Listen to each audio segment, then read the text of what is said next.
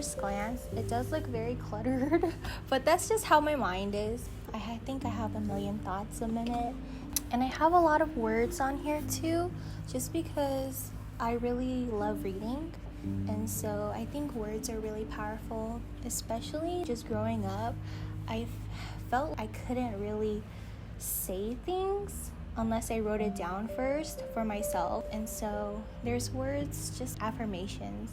So it's what a good day to be proud of all the progress I've made. I put financially free on here too, just because I think sometimes I feel I'm so tired of this race. I'm so tired of the grind. I drew it balanced, but it can be unbalanced too. So I put two cultures. Hmong is on one side and American is on the other side. But yeah, for me in this time, I was just, okay, I think it'd be easiest for me to just say I am a mediator. That is my Myers-Briggs, so INFP. And I think the scale itself is a part of mediating too, so finding the balance, right? For the Hmong side, I put dishes, signifying just being a Hmong daughter, a Hmong woman, doing the housework.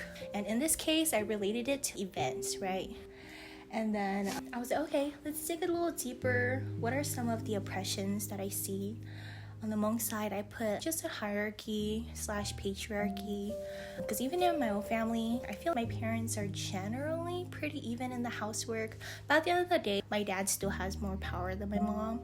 And then on the American side, I did put just racism because we experience it a lot. And I put empathy/compassion for both. Because I feel just growing into a young adult, I'm just learning to be a little bit more, empathetic and compassionate towards both cultures. I think in my leadership, I have experienced forms of oppression too. So things, ageism, when people look at me, it's kind of, oh, you're very young.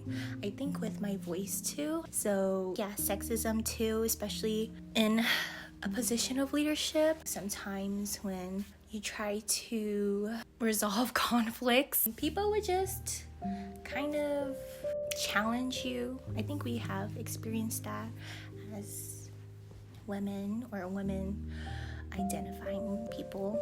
In my healing journey, I'm still learning more about it, learning more about just my identities, what feels good to me, and then just in transformation as well, understanding that therapy isn't a big thing in the Hmong community. Talking about your problems in a helpful way, in a not gossipy type of way, is kind of difficult, especially because I feel there's a lot of context that needs to be included too. And so I'm still trying to find ways to really help myself and transform myself to be able to transform the world and really be a role model for my brothers. I learned a new term, and the term is third space. And the idea is your first space is your home. Your second space is your place of work or your job. And third space is all the spaces that you go to, or you feel supported, or it's just a safe space for you that is not home or work. And to me, I think HIP is one of my third spaces, just because I feel so welcomed here. I think that's one of the great things that HIP encourages, right? It encourages young adults to come back, but also encourages young people and youth to try to see what organizing is all about, what youth justice is all about.